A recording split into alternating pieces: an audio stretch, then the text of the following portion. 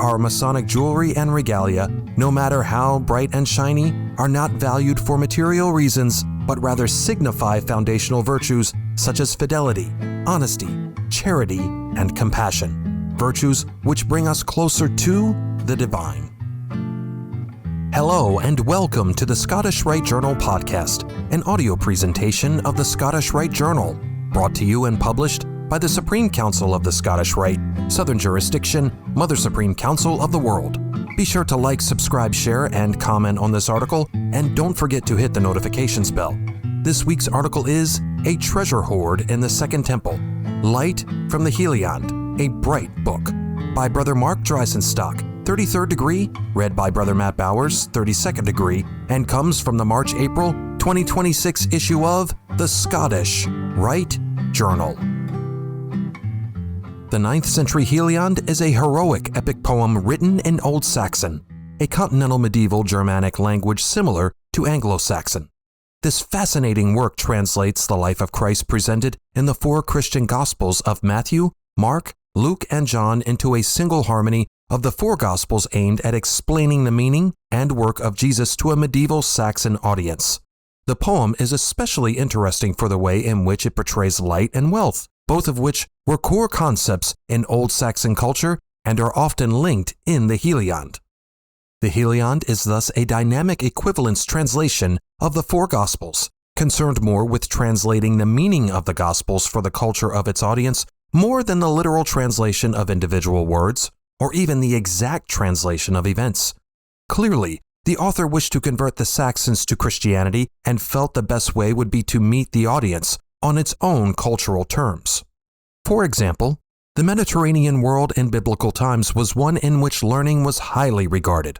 So in the four Gospels, Jesus is shown to be a great teacher who gathers disciples who are, quite literally, his students. In contrast, the Heliand's anonymous author faced a largely illiterate audience who did not share these scholarly values. An analogy would be the warrior audience in the Anglo-Saxon Beowulf, listening to heroic exploits recounted in a mead hall on a cold winter's night.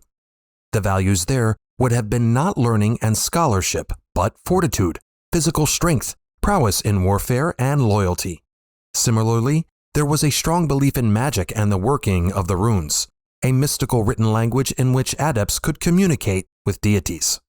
Thus, to portray Christ as a convincing savior, the meaning of the word Heliand, the poet presents Jesus in terms for the audience to comprehend and admire. Therefore, Jesus becomes an adept and a great chieftain, whose miracles become the workings of powerful magic, as when he commands the waters aboard a Germanic longship in a powerful storm. No longer leading 12 disciples, he commands the loyalty of 12 retainers who ask him to teach them the secret runes of the Lord's Prayer, so that they too can work this transformative magic in their lives and find salvation through Christ. The great chieftain's words are presented as light itself, for he taught the 12 retainers in light words. Returning to the Gospel original, much of the theology of the Beatitudes in the Sermon on the Mount in Matthew and the admonitions against prioritizing wealth in Luke, such as Jesus' example at Luke chapter 16 verses 19 through 31 of the rich man who was punished in hell and the beggar Lazarus who was rewarded in heaven, are transformed. Wealth and the accumulation of the warrior's treasure hoard are not seen as evil in and of themselves as long as wealth is used in a strongly positive manner. It is, for instance, an opportunity for a ruler to show the spirit of generosity, a highly prized value in both the Judeo-Christian Mediterranean world and the Northern Germanic pagan world. Indeed, it is the definition of a god signing, a good king, in the Anglo-Saxon epic Beowulf. We see this in the story of a young man with the great treasure hoard who was unprepared to leave behind his possessions to become a follower of Christ. Matthew chapter 19, verses 16 through 22. It is far better, according to the Heliand's author, to be like King Solomon, who had the largest treasure hoard in one man's possession, but who used such wealth in a selfless way, as in building the great temple at Fort Jerusalem, as the Heliand styles it. Indeed, the presentation of wealth is especially interesting in the Heliand, for both wealth and wisdom are presented in terms of light. The Heliand's author describes his task as writing brightly in a book. Yet it is not just words, but also wealth that shines, gleams and glows, and it radiates particularly in a scene that occurs in the sanctum sanctorum of the temple at Jerusalem. Similarly, for the Second Temple, the Heliand's author likely relied on the imagination of the audience to conjure the image of a wood pagan edifice, similar to the few Nordic stave churches that remain today. An illustration accompanying this article of a surviving stage church in Norway is likely how the Heliand audience imagined the temple at Jerusalem as a shrine. We see the temple in the Heliand at the moment Christ expires on the cross on Good Friday. In Matthew chapter 7 verses 50 through 51, we read, Jesus, when he had cried again with a loud voice, yielded up the ghost. And behold, the veil of the temple was rent in twain from the top to the bottom, and the earth did quake, and the rocks rent. The veil referred to is the certain partition between the worshippers in the sanctuary of the temple and the sanctum sanctorum, the Holy of Holies, where only the high priest could enter and which contained the Ark of the Covenant representing the divine presence.